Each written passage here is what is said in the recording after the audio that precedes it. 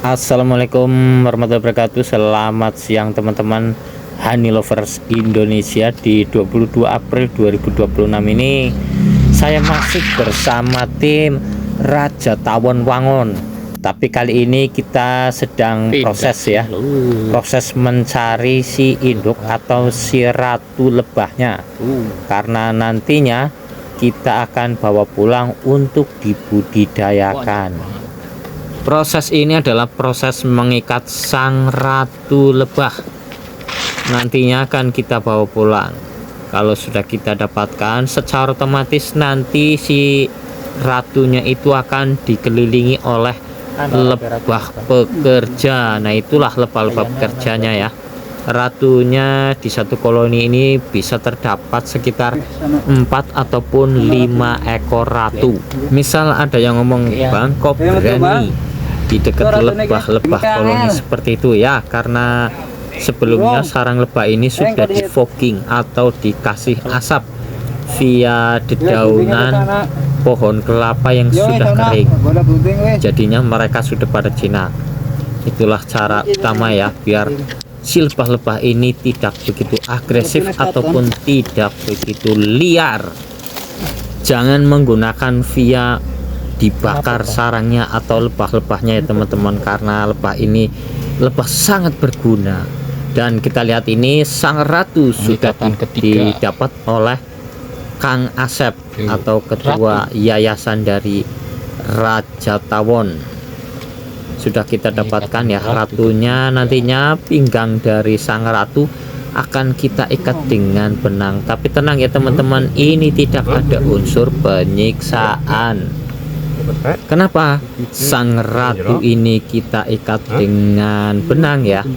Benang ini nantinya akan diikatkan ke besek atau pidi sebelum dibudidayakan ya teman-teman. Setelah ini dapat dari sarangnya atau dari alam, kita ikatkan dulu ke besek. Nah, kita ikat mungkin sekitar 3-4 kali. Jangan terlalu kencang dan jangan terlalu longgar. Untuk sang ratu masih kita ikat-ikat dulu ya teman-teman. Sekali lagi, tidak ada unsur menyiksa.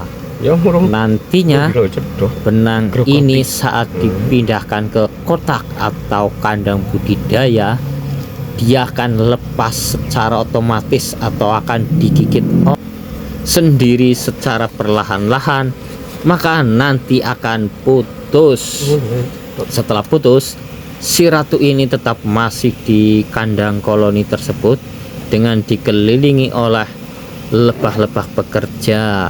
Maka disitulah akan menjadi sarang permanen bagi si lebah apis cerana ini. Dan kini saatnya diikatkan ke wadah atau kotak besek yang sudah kita persiapkan. Dan setelah itu kita biarkan dulu ya, biar si koloni-koloni lebah pekerjanya itu mengitari atau mengelilingi sang ratu ini. Proses mengikatkan sang ratu di besek sudah selesai. Tinggal besek ini kita taruh di pohon. Maka dengan otomatis nanti sang lebah-lebah pekerja akan mengumpul jadi satu di wadah besek ini. Dengan mengambil beberapa puluh lebah pekerja, nantinya dia akan mengundang teman-teman yang lainnya untuk ikut merubung atau mengumpul di besek ini. Sekali lagi, buat anak di bawah umur atau orang yang tidak ahli dalam bidangnya, dilarang coba-coba ya, karena bisa sangat berbahaya menyengat Anda. Tidak hanya 1 atau 5 atau 10 ekor, tapi bisa lebih. Maka dari itu harus waspada. Wadah besek ini kemungkinan dirasa sudah ada induk-induknya di dalam pada ngumpul ya. Kita mau rencana pindahkan ke batang pohon yang lebih rendah lagi, karena ini sangat berbahaya ya, posisinya di paling atas. Dan biar kita tidak kerepotan saat mengambilnya. Nih teman saya masih mengintai sarangnya apakah masih ada ratu yang tertinggal. Nah, karena di sebelahnya ini masih banyak lebah-lebah pekerja yang masih mengitari. Tuh teman-teman masih bisa lihat kan, itu lebah-lebah pekerjanya masih lumayan banyak, karena teman-teman kita masih memprediksi, mengira-ngira masih ada beberapa ekor ratunya di dalam. Jadinya kita masih berusaha untuk mendapatkannya. Nih tangan saya ya, lumayan bisa buat pembanding, masih banyak lebah-lebah pekerja yang masih berterbangan ke sana ke sini kemari, sedang mencari atau mengitari sang ratu lebahnya. Ini adegan berbahaya teman-teman, karena kita sedang berada di ketinggian tebing kurang lebih sekitar 30-an meter lebih dari permukaan.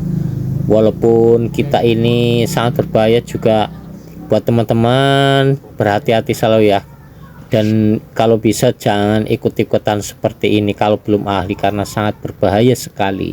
Entah itu berbahayanya pas di lebahnya, atau berbahaya dengan medannya, ataupun sewaktu-waktu ada hewan-hewan yang berbisa. Nah tidak lupa pula ya, saya sangat mengharapkan jika Anda teman-teman membeli madu yang murni seperti ini dari alam, kalau bisa jangan nawar-nawar ya, karena resikonya juga sangat besar. Seperti ini contohnya pengorbanannya ya teman-teman, di tebing ini, di tebing ketinggian lebih dari 25 meter, penuh resiko. Jadi buat Anda nanti jika membeli madu yang murni seperti ini dari alam, jangan nawar-nawar ya, karena tidak sebanding dengan resiko besar kita saat memanen lebah madu apis cerana ini. Dan teman saya ini kemungkinan sudah mulai selesai ya dalam pencarian si ratu lebahnya. Beberapa saat lagi kita akan turun untuk pulang dan memindahkan ke kotak koloni budidaya yang sudah kita siapkan di rumah. Terima kasih, sampai ketemu lagi di konten saya berikutnya.